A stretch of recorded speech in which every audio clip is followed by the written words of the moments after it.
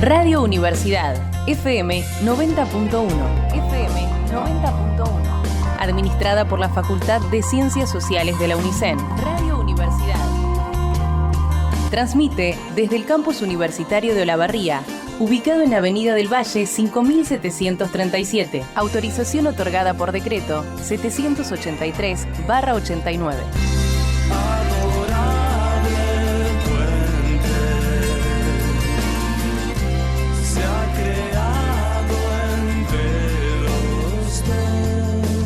Emisora integrante de ARUNA, Asociación de Radios Universitarias Nacionales Argentinas.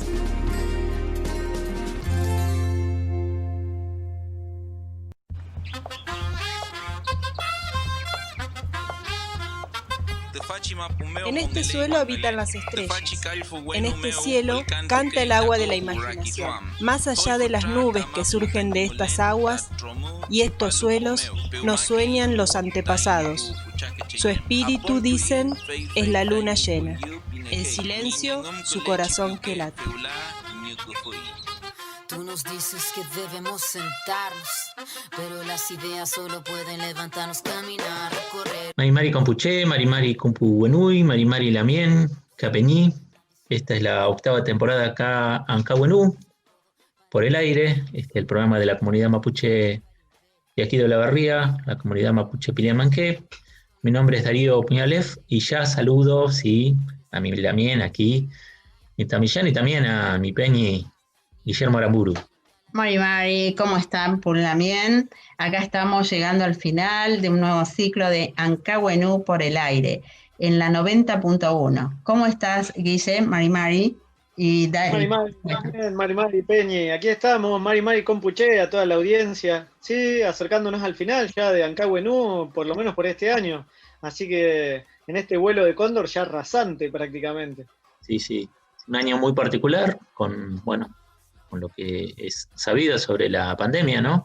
Empezamos en la segunda parte del año, así que fue una temporada 8 particular. Le agradecemos a las autoridades de la Radio Universidad 90.1, Sebastián Linder, y también a la gente de la Secretaría de Extensión, ¿verdad? Sí, por supuesto, agradecidos de haber llegado y transitado toda esta temporada en radio de la universidad, por la FAPSO, UNICEN, y con ganas de seguir compartiendo en la próxima temporada. Sí, y en especial también a las operadoras, Cata y Melissa. Un abrazo. Así es, para Cata y Melissa por los trabajos de edición, ¿no? Que han tenido que lidiar, digamos, con los programas de una manera diferente y realmente ha salido muy, pero muy bien, así que muchas gracias para ellos. Sí, muchísimas gracias y acá estamos transitando y cerrando un nuevo ciclo de Ancahuenú. Así es. Queríamos también despedirnos. No sin antes también hacer nuestro homenaje a Diego Maradona, el gran jugador de fútbol que nos ha acompañado tantos años, ¿no? Más aquello que tenemos por allí cerca de las 4 décadas, un poquito más. Él ha estado presente casi toda nuestra vida, así que donde quiera que estés, querido Diego, gracias por todo y serás eterno.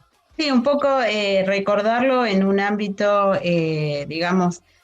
cómo ha sido de controvertido, de mantener también una mirada de clase de la cual provenía, que eso fue fundamental para que ciertos sectores de poder no lo quieran, ¿no? Y muy controvertido desde el punto de vista del feminismo, pero lo interesante acá, que no podemos cerrarnos a lo que implica la figura de Maradona, lo profundo de su llegada hacia el pueblo, ¿no? Que en cada anécdota que contaba había algo que movilizaba y hacía sentir empatía a los que lo escuchábamos, ¿sí? El mito, Maradona, digamos, el hombre con todos sus aspectos oscuros y con sus aspectos también de luz hacia una sociedad compleja como la que nos toca vivir hoy. Y en particular yo quería tomar un aspecto que pocas veces se toma, que sí en algún momento salió, pero digamos como algo más de impacto, pero no con la trascendencia que hubiese sido importante tener, y me estoy refiriendo al día que Maradona salvó un bosque nativo y a una comunidad wichí. En ese momento, Maradona le dijo: señor presidente, por favor haga algo. Le dijo Diego a Néstor Kirchner en el 2005. El pedido se refería a una lucha de la comunidad de Ebn Ser por evitar el loteo de la Reserva Ambiental Pizarro en pleno Chaco salteño. El 10 no solo lo hizo posible, sino que en aquel reclamo dio origen a la ley de bosques en la Argentina, ley que se venía luchando muchísimo. Y bueno, era eso, ¿no? Lamentablemente no se lo vio a Diego como un originario, ni él se reconocía tampoco, ¿no? Creo que él siempre decía que amaba la celeste y blanco por el sentido de que él se sentía parte de esta tierra, de este territorio. Lo que no por ahí se desconoce o no se menciona, el origen profundamente indígena, profundamente de la tierra, de acá, tanto del parte del padre como de la madre, ¿no es cierto, Guille? Sí, así es. Y tanto amor, ¿no?, que él sentía con devoción hacia esos padres, ¿no? Tan agradecido siempre de que le hayan abierto la puerta para venir a este mundo, ¿no? Y bueno, un Pillán, un espíritu que dejó mucho que decir, ¿no?, a favor y en contra, porque su paso por esta tierra no fue tangencial, fue profundo, ¿no? Entró como vino, con errores, con aciertos, con virtudes y con mucha magia también. Así que, como dice un amigo mío, dijo una frase muy acertada el otro día, ¿no? Él era todo eso, dice, ¿quién puede ser todo eso como para juzgarlo, no? O sea, así que me pareció muy adecuada la frase de lo que él dijo. Realmente pasó con profundidad, en sus pifies y en sus aciertos, pero nos dejó mucha magia y una magia muy bien aplicada en ese momento, ¿no? Para un pueblo que estaba muy triste, ¿no?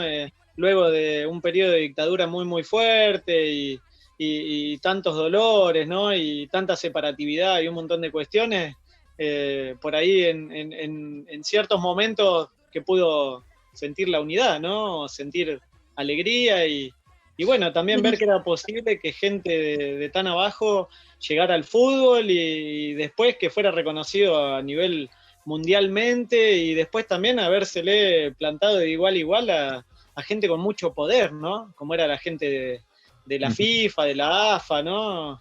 Y ahí uno ve, claro, ahí es donde uno reconoce esa fuerza ancestral, ¿no? Esa capacidad de mantenerse a lo largo del tiempo, planteando valores colectivos, comunitarios, esa empatía, ¿no? Porque el hecho de que uno le guste o no el fútbol, había una gran empatía con cómo se movían en las frases que por ahí, digamos, quedaron y van a quedar en la historia, ¿no? O las fotografías, registros que han sido muy fuertes para el sector dominante, para aquellos que ostentan el poder, la foto con Fidel Castro, la foto de emblemáticas, ¿no? Planteando en el Vaticano la riqueza, ¿no? Hablando de una sociedad de extrema capitalismo y demás, de explotación, y quiera o no quiera, ahí estaba el pueblo, ahí estaba la gran mayoría que provenimos de otros sectores sociales, de otra forma de vida, donde se conoce muy claramente la desigualdad y donde Diego Maradona ponía la mirada y el acento pensando en esa cantidad de gente, ¿no? Y creo que justamente los sectores dominantes a la hora de la muerte volvieron a salir a mostrar las miserias humanas, ¿no? A diferencia de la gran masividad en todo el mundo, porque lo que mostraba era lo humano, aún en esas contradicciones, aún en esas situaciones que uno podría no estar de acuerdo, digamos, en cuestiones de oscuridad, decíamos, ¿no? Pero bueno, ahí mostraba lo humano, en todas esas contradicciones, en todas ellas, ahí nos mostraba, alguna parte sentíamos empatía, en alguna de esas partes sí, nos movilizaba. Sí, yo, bueno, me acuerdo de alguna de las frases, ¿no? Yo que decía, nací en un en un barrio privado. Dice, privado de luz, de gas, de agua, decía. La otra vez sí. escuchaba... Porque, aparte tenía eso, que era muy simpático. Dejó el fútbol y, bueno, cuando estaba bien, ¿no? Digamos, era una persona... muy carismática. Sí. Claro, muy atrayente, muy magnética, digamos, ¿no? Magnética es. Sí. Escuchaba que él contaba acerca de haciendo la memoria después de su fallecimiento, y él decía que la gambeta que hizo para el gol en Inglaterra la puso en práctica porque él, digamos, situaciones que vivía en la casa, ¿no? Por ahí de castigo que le daba el padre, y entonces él tenía que correr y moverse y salir victorioso de eso, porque sabía que las palizas que le daban eran bastante fuertes. Esquivar los cintazos. Qué bárbaro. De chico. Sí. Escuchaba el otro día una anécdota de uno de los músicos de Rata Blanca, Hugo Bistolfi. Y bueno, con Rata Blanca son padrinos ellos son del Bajo Flores. Y son padrinos de una institución, creo que era, si no me equivoco, es un comedor para, bueno, chicos que están, digamos, con carencias, de ahí de Rata Blanca. Entonces dice, cada año que se festejaba el Día del Niño o algo, Hugo Bistolfi con sus amigos de Rata Blanca le iban al comedor y les llevaban alguna sorpresa porque ellos eran los padrinos, ¿no? Y un día se les ocurrió llevarles al Diego. Entonces, bueno, lo llamó por teléfono, lo conectaron al Diego y el Diego le dijo, sí, dice, pasame a buscar por mi casa, dice, y vamos. Entonces a la mañana bien temprano, Hugo Bistolfi arrancó en su auto, lo pasó a buscar a Diego, dice, y fueron al comedor. Y dice, yo ya conocía a la estrella, dice, conocía al gran jugador de fútbol que era, dice, ese día conocí su corazón. Dice que cuando llegó era increíble ver lo que desató en los chicos y cómo se conectó con ellos de una manera que era increíble. Así que bueno, una anécdota más, ¿no? Y gente que nunca lo vio jugar, viste, las generaciones nuevas, y es impresionante cómo generaba, ¿no? Ese fanatismo. Increíble. Yo tuve la oportunidad de ir a ver cuando le hicieron el homenaje, que se había retirado del fútbol, y bueno, vinieron jugadores de todo el mundo, bueno, se hizo en la Bombonera, el partido homenaje, ¿viste? Fuimos a una tribuna, varios chicos de acá de Olavarría en ese momento, y bueno, cuando metió el gol él, nos abrazamos no sé con quién, pero nos abrazamos con un montón de gente. Qué bárbaro. Eso, ¿viste? Provocaba alegría con otro, ¿viste? Muy originario eso también, ¿no? Porque es un poco lo que se plantea siempre con el cóndor acá en Sudamérica, ¿no? El vuelo del corazón, ¿no? Esa cuestión emocional y de sentimientos, ¿no? Sí, hermoso. Sí, yo tengo esos recuerdos lindos. Qué bueno, ¿no? Un gran hincha de Boca, Darío. Un gran hincha de Boca. Lo vi chiquitito, por allá abajo estaba Maradona. Pero bueno, fue que me quedó para siempre ese recuerdo, ¿no? De haber estado en ese momento. El de la pelota no se mancha, bueno, yo estaba ahí ese día. Qué recuerdo. Bueno, y por otro lado pensábamos también en la importancia simbólica, ¿no? De su muerte, que fallece justo cuando se conmemora también la muerte de Fidel Castro. Una foto emblemática que recorrió el mundo, ¿no? Abrazado a Fidel Castro.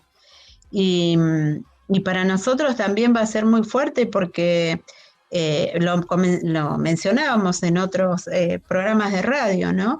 El 25 se conmemoraba también 3 años de la muerte de nuestro querido hermano Rafael Nahuel, y creo que va a ser muy, muy conmovedor pensar, ¿no? Que Rafael lo asesinó el Estado por manos del prefecto Pintos, y seguiremos pidiendo justicia a este Estado dentro del gobierno de Macri. Y por otro lado, un 25 muere Maradona con todo lo que implica, ¿no? Digo, me parece que no son casualidades, que la historia nos trae al presente permanentemente y nos moviliza para poder pensarnos como sociedad y ver, bueno, qué nos pasa y cómo poder seguir transformándola, ¿no? Así que, bueno, ese es nuestro recordatorio para un grande que se fue como con todo lo controvertido que era Diego Armando Maradona, y un luchador como fue nuestro querido hermano Rafael Nahuel, de una clase muy baja, de un pueblo empobrecido y un pueblo discriminado y perseguido, como es el pueblo nación mapuche. Bueno, con todo esto vamos a dedicarle una canción al Diego para que vuele libre, y lo va a llevar en sus alas también la canción, si es que, digamos, no la necesita porque las alas las tenía. Así que una canción que le dedicó hace mucho tiempo el gran Peteco Carabajal, especialmente para él, hermosa canción, Canción del Brujito.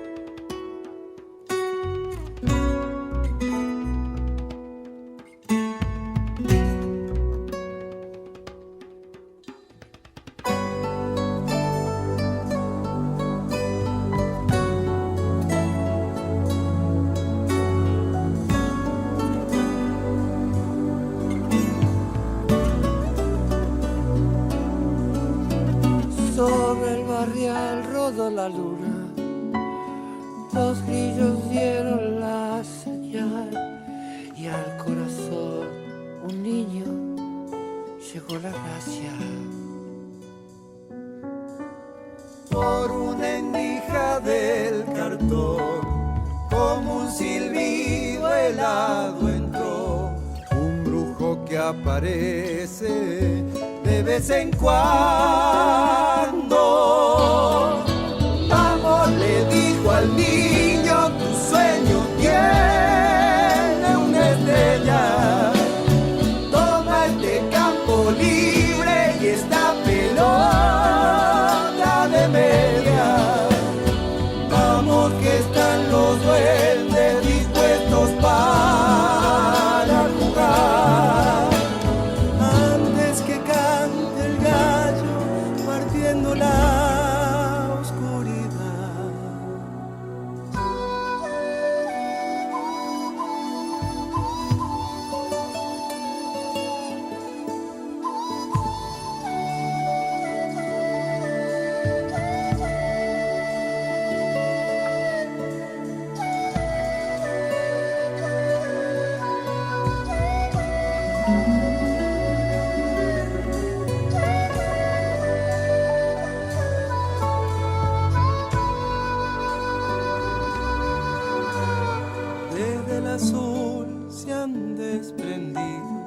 panes dorados por la luz que viene desde el fondo del universo.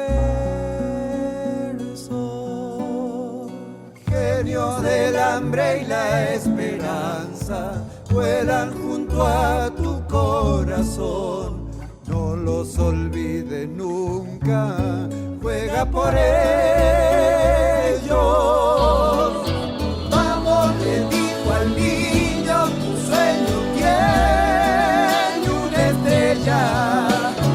Toma este campo libre y esta pelota de media. Vamos que están los duendes dispuestos para jugar. Antes que cante el gallo partiendo la oscuridad.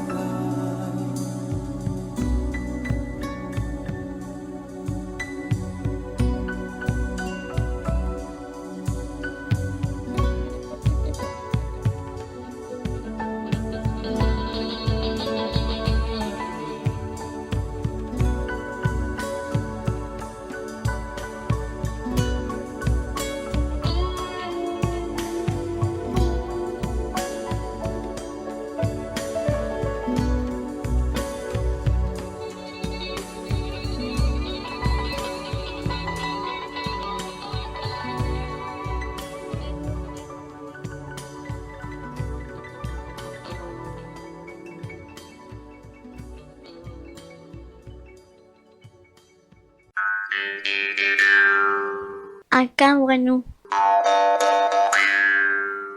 por el aire.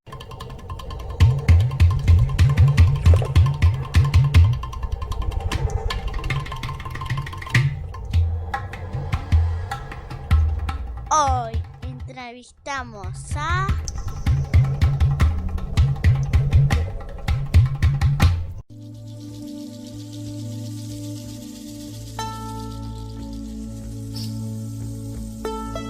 Bueno, estamos con Puma Catrileo. Para el DNI, él dice que es Carlos Catrileo, comunicador mapuche, también es periodista de la agencia Telam y de AñA Buenos Aires. Así que ya le doy el Mari Mari. ¿Cómo estás, Puma? Mi nombre es Darío Puñalef, Mirta Millán y el Peñi Guillermo. Mari Mari. Mari Mari Peñi, Mari Mari Lamien. ¿Cómo están? Muy bien, te agradecemos. La verdad que es un gusto poder comunicarnos con vos. Es esto del recorrido que se ha dado en 2 encuentros tan importantes a nivel nacional, así que nos gustaría que nos comentes.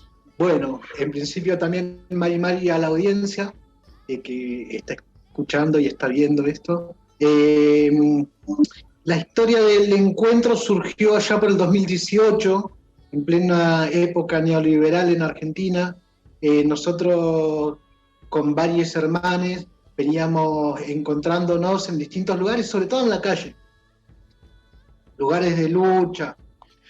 Había mucha represión en ese momento, se notaban, nosotros estuvimos ahí resistiendo también, pero nos damos cuenta que necesitábamos un espacio y apareció una posibilidad de brindar una charla en el Espacio Cultural La Pacha, acá en Quilmes, donde se denominó los pueblos indígenas ante el neoliberalismo. A partir de ahí entendimos también de que más allá de alguna charla específica en algún que otro lugar, necesitábamos un espacio de reencuentro entre la militancia indígena sobre todo, ¿no? Porque habíamos compañeros, habíamos Peñis, Lamien, en distintos espacios políticos.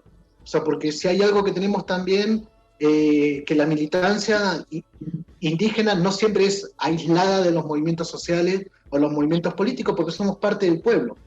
O sea, estamos insertos en una sociedad y desde ahí nos paramos, digamos, ¿no? Entonces empezamos a plantear esto, qué bueno que sería que nos podamos encontrar con nuestras diferencias y todo, porque lo que nos hace rico es la diferencia de pensamiento, la diferencia de construcción. Hasta el momento nadie tiene la receta de cómo liberarnos totalmente o la receta para el buen vivir. En algunos territorios y algunas comunidades y algunos pueblos les resulta de alguna manera y a otros pueblos les resulta de otra manera. Pero no hay una receta, digamos. Entonces a partir de ahí dijimos, bueno, encontrémonos los que pensamos distinto.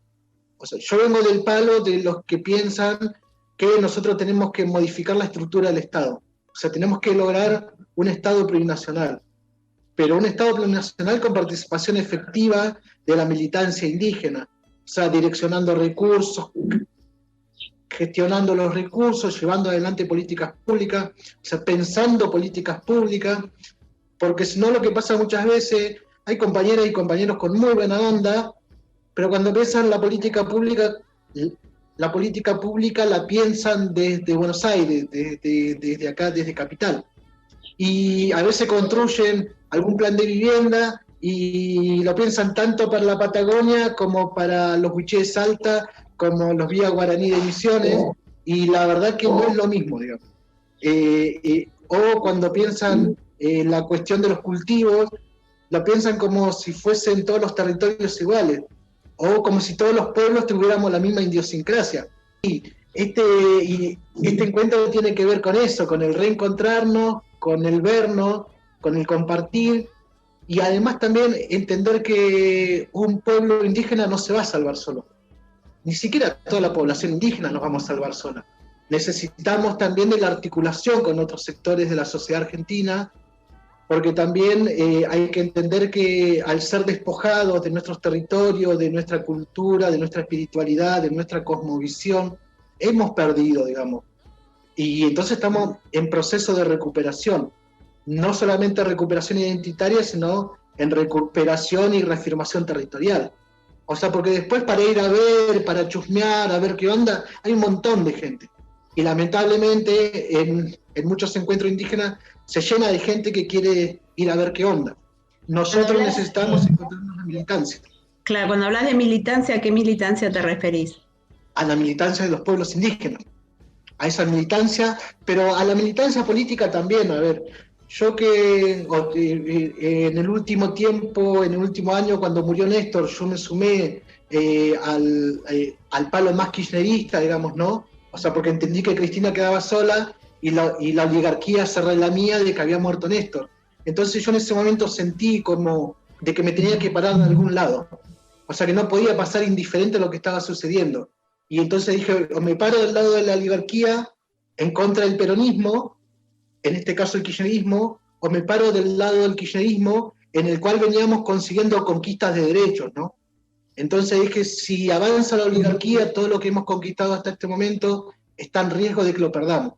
A partir de ahí tomé mi posicionamiento de sumarme a la fila del kirchnerismo, y cuando me sumé a la fila del kirchnerismo me encontré que en Río Negro la militancia kirchnerista en gran parte es mapuche, es militancia mapuche, que milita la cuestión mapuche, pero a su vez también la parte política.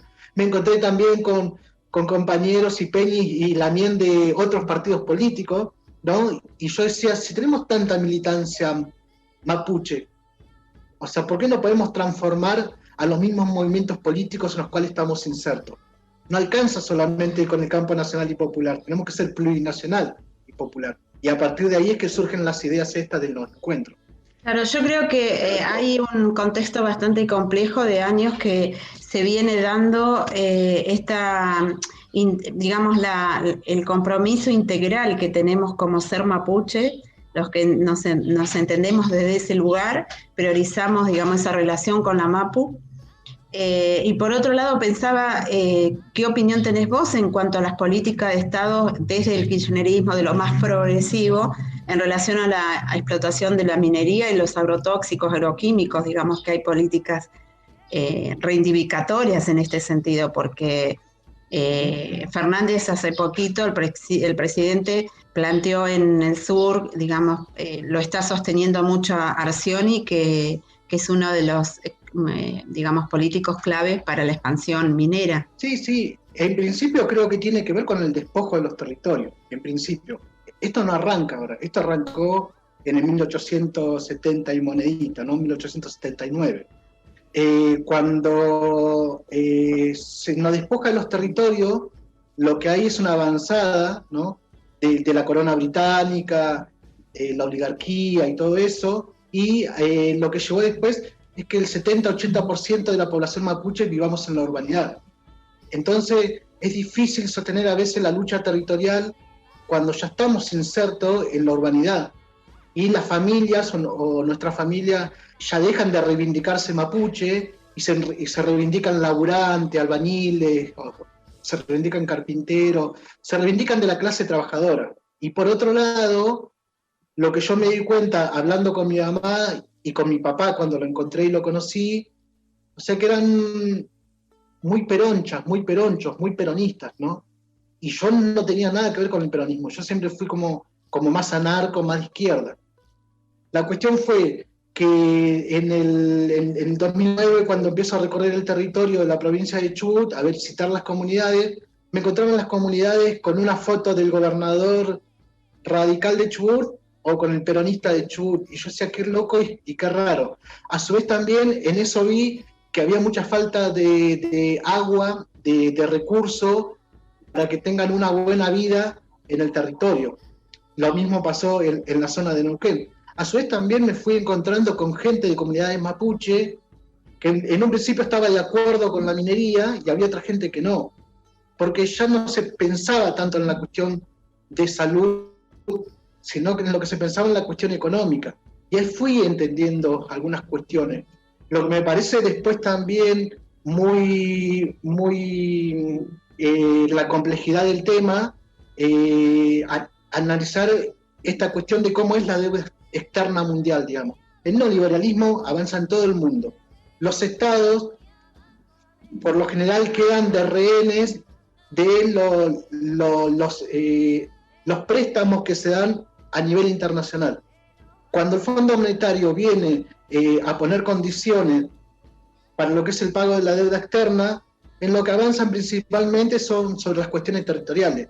No ocurre solamente en Argentina, ocurre en todo el mundo. Ocurre en Bolivia, ocurre en Chile, ocurre en Brasil, ocurre en todo el mundo. Ante eso, lo que veo también es que los gobernantes ahí tienen que resolver su situación económica de cómo van a hacer para generar una circulación económica en la población.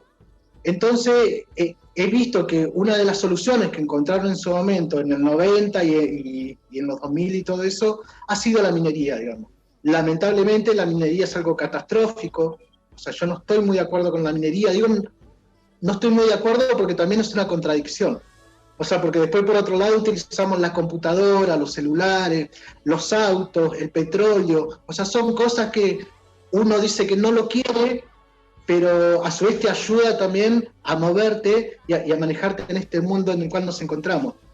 Me pasó mucho cuando fui a Neuquén y me encontré con familias que habían negociado cuando Repsol pasó de ser Repsol a ser YPF, habían familias en Neuquén, algunas comunidades que salieron a cortar camino.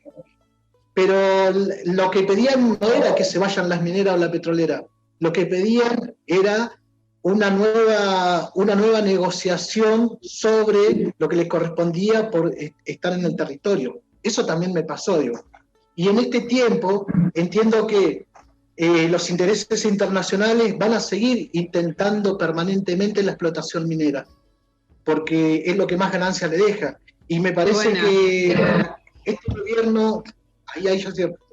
gobierno está en el embrete de que por un lado hay una deuda externa que se tiró a pagar en 100 años y por otro lado necesita recursos. Y esos recursos de los empréstitos internacionales, o sea, viene con esos condicionamientos. O sea, yo aplaudo que la población de Chubut y la de Mendoza y los distintos lugares se pongan en contra y le resistan a eso porque hay que buscar otra alternativa.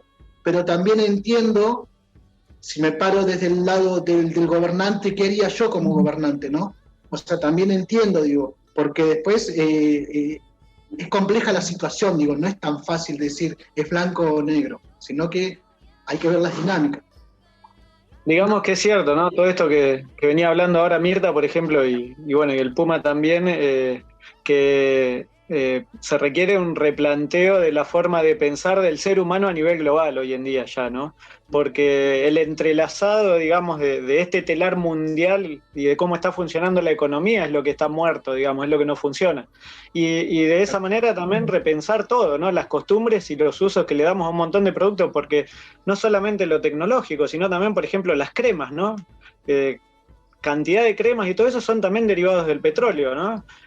Porque todas tienen adentro vaselina y un montón de productos que se utilizan para aceites para la piel y eso.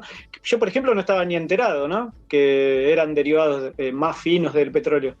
Y después, por otro lado, ¿sabés qué pensaba en esto que decías vos, ¿no? En tu recorrido, el hecho de cómo habías visto los diferentes concepciones del buen vivir de los diversos pueblos originarios que habitan todo el territorio, ¿no? Del Estado Nacional actual. Y no, pensaba por ahí, en tanta diversidad, por ahí para vos, ¿qué es lo que has visto en el camino que te hace pensar en algún tipo de pilares fundamentales, ¿no? Para poder alcanzar este buen vivir que es tan importante, ¿no? Por ejemplo, para contrarrestar toda esta movida destructora y extractivista del capitalismo, ¿no? De este sistema neoliberal de vida. Sí, en principio lo que me parece que lo que hay que promover y promocionar en los territorios es la economía regional. Hay mucha gente, por ejemplo, que tiene las posibilidades de generar cultivo y no lo genera porque no tiene condiciones o porque no sabe cómo, digamos, porque se perdió también eso, ¿no? Eso para mí tiene que ser política pública. Ocurre con los Wichí de Salta. La gente de Wichí, a principio de año se murieron varios chiquitos por desnutrición. Cuando yo me pongo a hablar con la gente lo que me cuenta es que estaba esperando a que el gobierno le lleve algo a solucionarle el tema. Por otro lado también me decían que se ponían a cultivar y como es una tierra seca, se seca y los cultivos se le mueren porque no tienen agua. O por otro lado le viene la corriente del Bermejo y le inunda todo, pero sobre todo hay una falta de agua. Lo mismo que también en la provincia de Chubut, en la zona de mesetas, digamos. Entonces, ahí yo creo que ahí es donde nosotros tenemos que ir con una propuesta concreta a decir, bueno, nosotros lo que queremos es que se genere una economía regional, pero no con las mineras. O sea, explotemos el agua para la vida, para que se generen los cultivos, y no que se lo den a la minera como se lo van a dar, o se lo han dado en distintos lugares, en donde la minera te dejan destrucción nomás. O sea, yo entiendo todo eso, pero me parece que ahí es donde tiene que estar la articulación entre los mismos pueblos y entre la misma militancia, porque también entiendo una cuestión, la sociedad no es asambleísta, digamos. En todos los pueblos hay gente que está esperando que haya otra gente que haga algo por ellos, ¿no? Y ahí es donde surgen los líderes y las líderes. O sea, porque no surgen del aire los líderes y las líderes.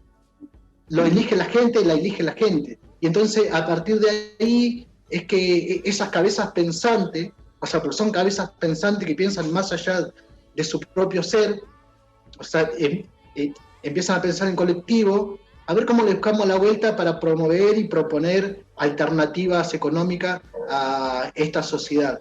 Y ahí es donde yo también creo que, ahí es donde viene la articulación con movimientos sociales y movimientos políticos, y ahí es donde nosotros tenemos que tener incidencia en la estructura del Estado.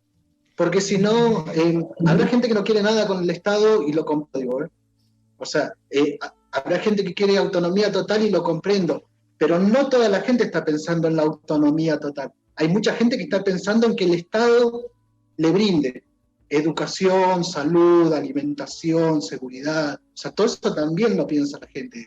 Entonces, es como, ahí es donde hay que empezar a acordar, y los encuentros, estos encuentros plurinacionales, nos sirven para eso, para reflexionar y hablar sin careta directamente, o sea, qué pensamos, qué sentimos y qué es lo que proponemos. Me parece que es la discusión más sincera que nos podemos dar.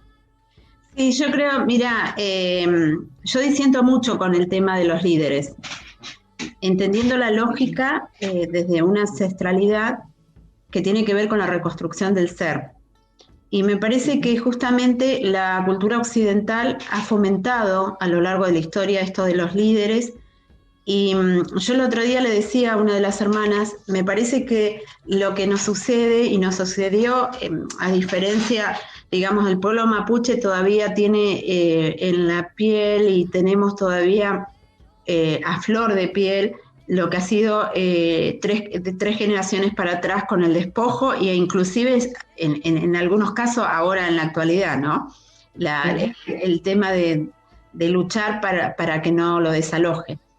Y me parece que ese sentido de autonomía que hemos tenido como pueblo, porque nos reconocíamos autónomos y había una convivencia milenaria, y me parece que en ese sentido todo grupo político que tiende a aglutinar impone muchas veces una identidad foránea que no es la propia nuestra, en esa lógica, ¿sí?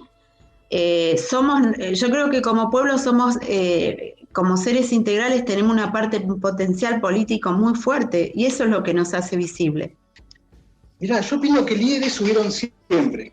O sea, yo parto de esa base, digamos, ¿no? Hubieron loncos, hubieron machis, hubieron y hay, digo, ¿no? Hay cona, o sea, cada persona que encontró su Nehuen en la sociedad mapuche, digamos, en el mundo mapuche, o sea, tuvo su rol, digamos, y lo tiene hoy en día. Yo creo que cuando hay propuestas políticas colectivas, siempre surgen los liderazgos. No estoy hablando de dirigencia, yo no concuerdo con las dirigencias, o sea, pero sí creo en los líderes naturales, en referentes naturales. Yo, si veo una persona que es consecuente con su discurso, con la práctica y el discurso, a mí me enamora, en principio. Y a partir de ahí yo la sigo, digamos. Más atento, menos atento, más crítico, menos crítico, pero ya de por sí me enamora y me lleva, digamos, ¿no? O sea, y ahí es donde yo creo que a partir de ahí es un aglutinante es un aglutinante de fuerza, ¿no? De Nehuen, de fuerza. O se puede ir con una machi o con un lonco, con una lonco, pero a su vez también entender después de que como hemos sido despojados de un montón de cosas por muchos años, y entender que estamos en un proceso de recuperación, no toda la población mapuche pensamos iguales. Yo insisto, hoy una gran parte de la población mapuche, o sea, todos los años, o los años que hay que ir a votar, va a votar. Hay una parte que no va, pero es una parte ínfima, es mínima. Entonces, eso también, al estar inserto hoy en la urbanidad, y al habernos formateado la cabeza del jardín de infantes, la primaria, el secundario, y los que llegaron a estudios terciarios también, entonces hay que modificar todo lo que es la matriz cultural de Argentina, digamos.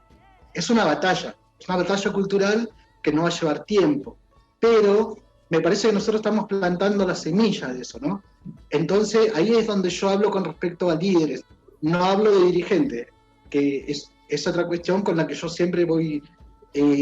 la discuto a las dirigentes y a los dirigentes porque me parece que se apropian de algo que es una construcción colectiva, pero sí concuerdo con la proliferación de líderes porque lo veo en las distintas luchas del pueblo mapuche, tanto en Gulumapu como en Puelmapu, o sea, siempre han habido referentes naturales que surgen del mismo colectivo, ¿no? Bueno, estamos charlando con Carlos Puma Catrileo, Puma, el Panguí de Trelew. Él ahora vive en Buenos Aires.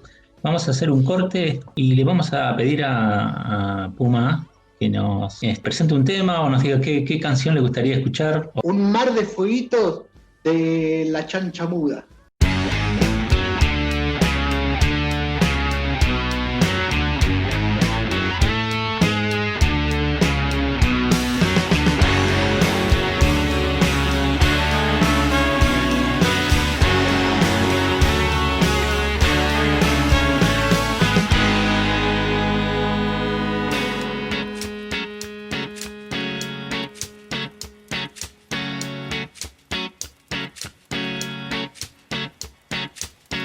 Somos el tren fantasma que se pasea en tu cara y te hace cagar en las patas.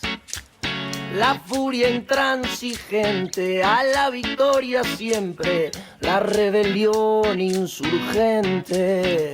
Somos la venas abierta de par en par, sangrando la rabia de 5 siglos de opresión, 5 siglos de dolor.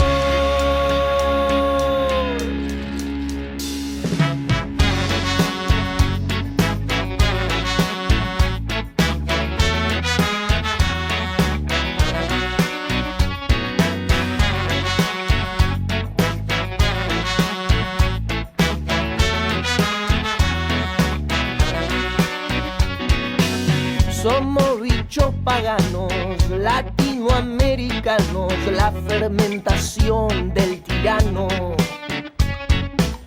Somos los olvidados, pueblos esclavizados, moscas en tu monitor globalizado.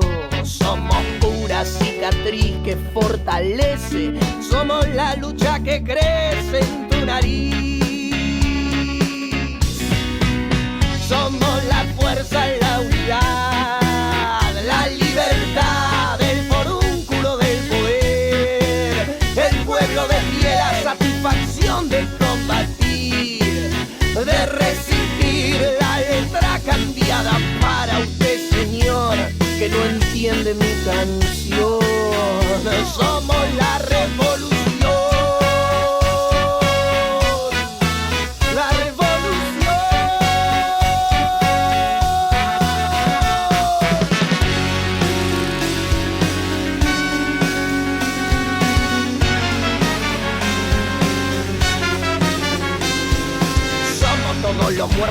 tu guerra. Somos los que va cagando tu sistema. Somos con orgullo de Villa Miseria. Acá somos todos negritos de mierda. Somos por la policía reprimidos. Somos 30.000 desaparecidos. Zumbándote cada noche al oído, reclamando nuestros derechos perdidos. Somos los que comen de la basura. Somos adrenalina pura. Somos muñequitos de vida frágil, asesinados por gatillo fácil. Somos la pesadilla de buen hambre, criaturas muriendo de hambre. Somos raíces que pisan a diario. Somos nuestros pueblos originarios. Somos las víctimas de tu terror, mientras nos duerme con la televisión, volviéndonos con violencia en enfermos, matándonos con su droga del infierno. Somos los que viven y mueren en la calle. No permitiremos que nadie nos calle. Nos distinguimos entre los mortales, los pobres, mujeres y homosexuales. Los niños que presumen de sus burbujas materiales, porque no entienden, somos todos iguales. Somos los que el capital despenetra, los que los medios nunca nos muestran. Somos los que no quieren que seamos, no queremos amos, por eso pensamos. Somos nativos, somos inmigrantes, fulgurantes, extravagantes. Somos cultura, somos parlantes, somos mistura, somos gigantes, somos soporte, somos aguantes. No toleramos morir expectantes. Somos salvajes con fuego en la piel, somos lo que jamás nadie podrá vencer.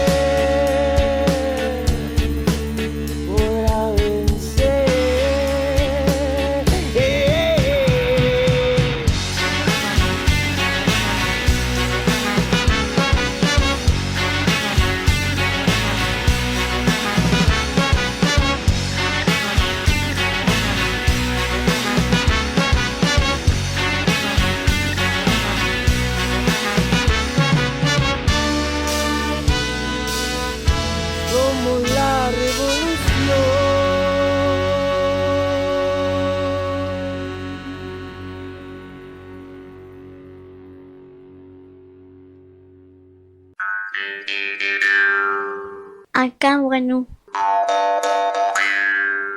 por el aire.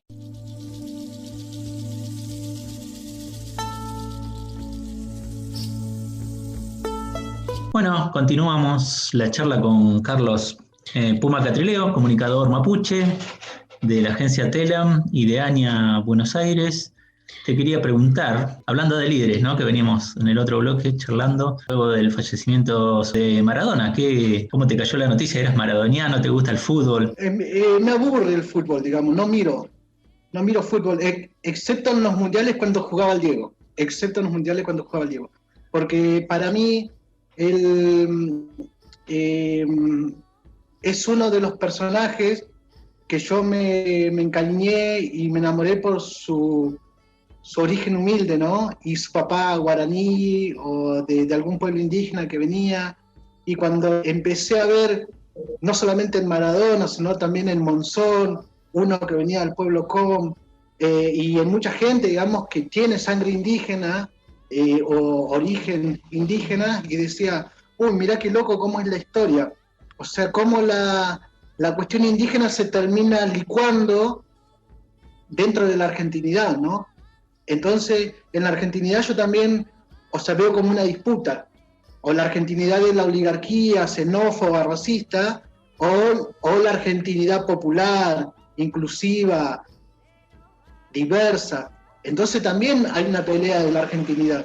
A mí siempre, cuando yo empecé a reivindicar la argentinidad, o sea, yo vengo del anarquismo y de la izquierda, eso en mi adolescencia y un poquito más grande. Cuando empecé a darme cuenta de la cuestión de qué es lo que hace sentir a la sociedad argentina esta argentinidad. Me puse a leer a Rosa Luxemburgo, me puse a leer el Che, me puse a leer a Fidel, me puse a leer a Mao, me puse a leer a todo aquel que llevó adelante una revolución, ¿no? En algún momento y en algún lado. Y lo que coincidían, al menos la gran parte, era que ante el imperialismo había que ponerle un frente antiimperialista. Algunos lo llamaron Frente de Liberación Nacional o Frente Antiimperialista, no sé qué, pero a partir de ahí es donde empiezo a decir, mirá cómo se disputa la cuestión de los nacionalismos, ¿no? Los nacionalismos como Estado-nación, digo. Y en Argentina me pasó lo mismo, o sea, no era lo mismo la Argentina de Videla o de Aramburu que la argentinidad de los montoneros, del RP, o sea, porque yo nací en el 72, aclaro, digo, porque mi lectura tiene que ver con eso también. Mi adolescencia, yo vengo de una adolescencia post-dictadura, en donde se abrieron un montón de cuestiones y a mí se me abrió todo un mundo, más allá de que yo empecé a laburar, a vender diario a los 7 años, y a los 7 años ya leía, como decía recién, no me gustaba el fútbol, me aburría, y además yo no me crié con mi papá. Yo a mi papá lo conocía a los 30 y algo porque lo fui a buscar, si no tampoco. Entonces en ese sentido yo tuve un papá abandónico también, ¿no? Un eyaculador irresponsable, o sea, que estuvo con mi mamá y el loco se fue.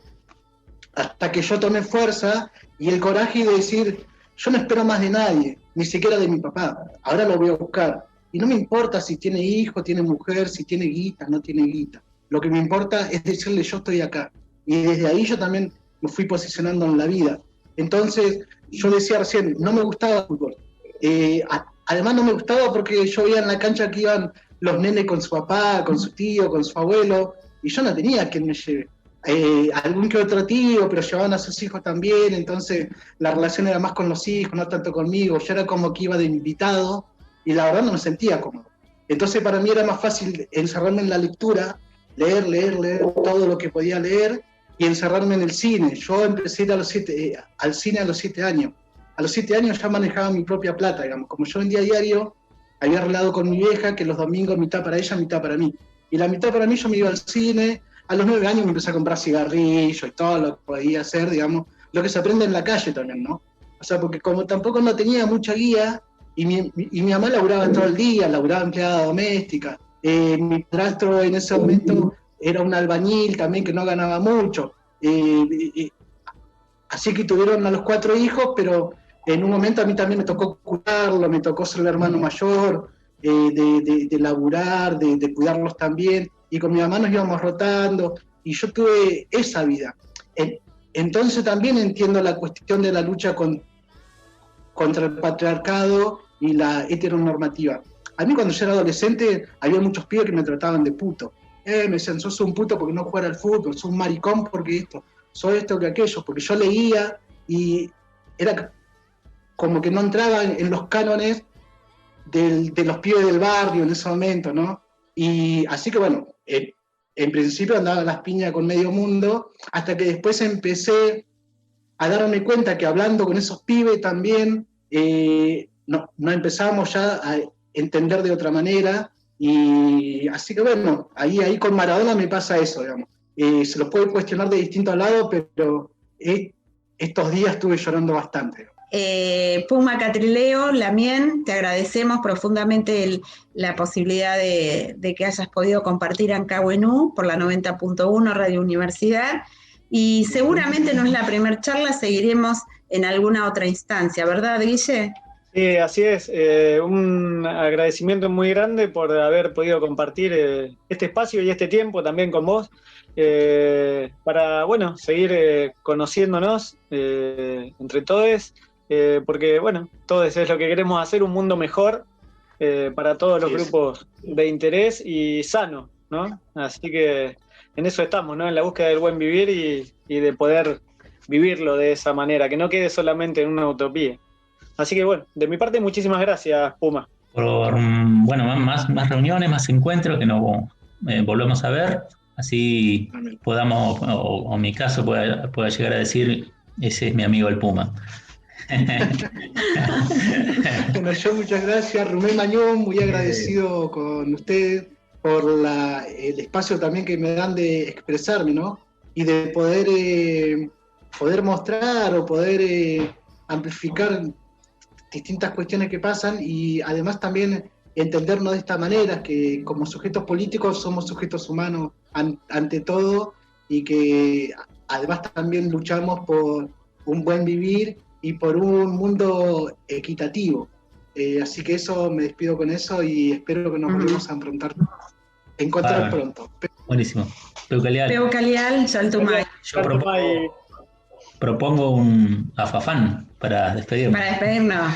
Yeah. Marichihueu.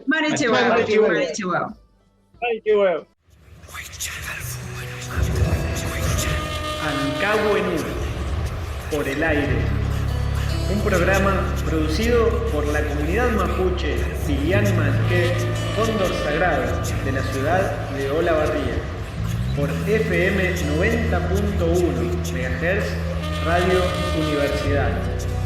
Ancahuenú, por el aire, descolonizando el dial. Estamos aquí en la llaga, donde faltan cosas que siempre tuvimos, donde ni la sombra nos queda del suelo y donde la sangre alimenta el sol. Ancahuenú. Un cóndor cruzando el cielo, en sus alas las estrellas, en su corazón los ancestros. Cazando las corrientes térmicas, se eleva más y más por el aire. Se eleva más y más por el aire. Ancahuenú.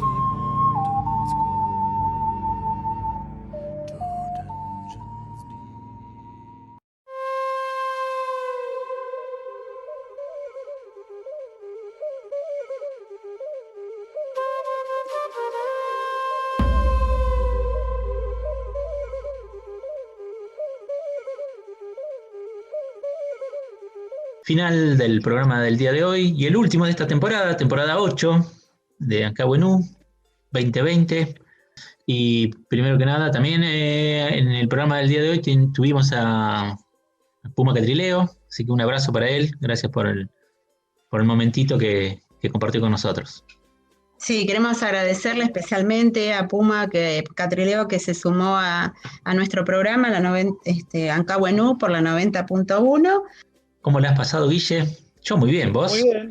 Muy bien, una temporada muy atípica, muy atípica, pero bueno, a los ponchazos le hemos dado un aspecto muy positivo también, ¿no? Porque nos hemos transformado y nos vamos a seguir transformando. Increíble la capacidad de flexibilidad que hemos mostrado también, ¿no? Creo que como grupo, ¿no? Por parte nuestra, acá, en otros lugares donde nos movemos y después en otros aspectos, ¿no? Como en las familias, en todo. Así que totalmente, la capacidad de transformación en nosotros está ayudándonos para que esta pandemia nos toque positivamente y no negativamente. Así que le agradezco de mi parte, de nuestra parte también, ¿no? A nuestros compañeros de la radio y también a los directivos de la radio y de la Facultad de Ciencias Sociales, ¿no? De UNICEN de la 90.1. Así que muchas gracias para ellos, de mi parte. Sí. Y me sumo también a los saludos especiales a las autoridades de la radio que ya nos han permitido transitar 8 temporadas, nada más y nada menos. Bueno, y antes de irnos queremos felicitar a alguien muy especial porque le decimos a los oyentes que este año se va a entregar, como todos los años, la distinción al investigador o investigadora de la Nación Argentina, lo que se denomina los premios Hussein, ¿sí? Y este año se le otorgó a Ana Margarita Ramos, quien es antropóloga, y que en particular, digamos, este premio que lo otorga el Ministerio de Ciencia y Tecnología e Innovación de la Nación, dio a conocer los nombres de los científicos y científicas más destacadas de las distintas áreas de la ciencia que recibirán el premio Hussein, ¿sí? A la trayectoria, a cada una de las, disciplinas de la ciencia, y en particular, en el caso de Ana Margarita Ramos, se le otorga a las ciencias humanas, antropóloga comprometida en la lucha de los pueblos originarios, en la investigación, quien ha aportado desde años su compromiso como investigadora y su compromiso, humana en lo que es la realidad histórica y la realidad contundente que tienen las poblaciones originarias, en particular el pueblo mapuche, en Patagonia. Así que a Ana le mandamos un abrazo inmenso y la felicitamos por este gran logro, ¿sí? Y bueno, una alegría enorme como familia también, ya que es mi cuñada, así que doblemente feliz. Bueno, nuestras felicitaciones para Ana, realmente impecable, y bueno, que disfrute, ¿no? Que disfrute de un premio llegado en buena hora también. Totalmente. Claro, sí, felicitaciones, Ana. Y bueno, nos despedimos hasta el año que viene, 2021. Les quiero recomendar y pedir, por favor, que se cuiden este lunes, que va a haber un eclipse. Se viene acercando el eclipse, así que a cuidarse mucho y a sentir a la Madre Tierra también. Gracias a nuestras operadoras técnicas, a Cata y Melissa, sí, por todo lo que han aportado, por el compromiso y por salvarnos muchas veces con las cuestiones técnicas, y a la gente que ha estado ahí detrás del dial, que no lo vemos, pero sabemos que hay muchos, en algunos casos nos han comentado que nos escuchan, a nuestros queridos y queridas oyentes. Ya volveremos en breve del receso nuevamente a tener nuestro espacio. Un especial saludo a la comunidad mapuche urbana Piliar Manqué, a cada uno de sus miembros y a todos aquellos que han participado, han pasado por nuestro espacio para hacer la entrevista. Chaltumay, le decimos Pubuenui, Pulamien, muchísimas gracias. Aprovechamos también para saludar a todos aquellos Wenui, ¿no? Pubuenui, amigues que hemos conocido este año a través de el taller de idioma y cultura mapuche, tanto el nivel 1 como el nivel 2. El nivel 1 todavía ya falta la última clase y el nivel 2 ya ha concluido. Amigues que, han participado también de este espacio escuchándonos, siempre nos han hecho llegar sus comentarios, su alegría y, gustos musicales también. Así que para todos ellos, un abrazo les mandamos desde Ancahuenú. Por supuesto, Yaltumay, muchas gracias. Bueno, hasta el año que viene, hasta el próximo año. Hasta el próximo año, sin pandemia el año que viene, por favor, que el 2021 venga positivo. Total. Con energías renovadas. Así que Peucalial y Chaltumay. Peucalial, Chaltumay.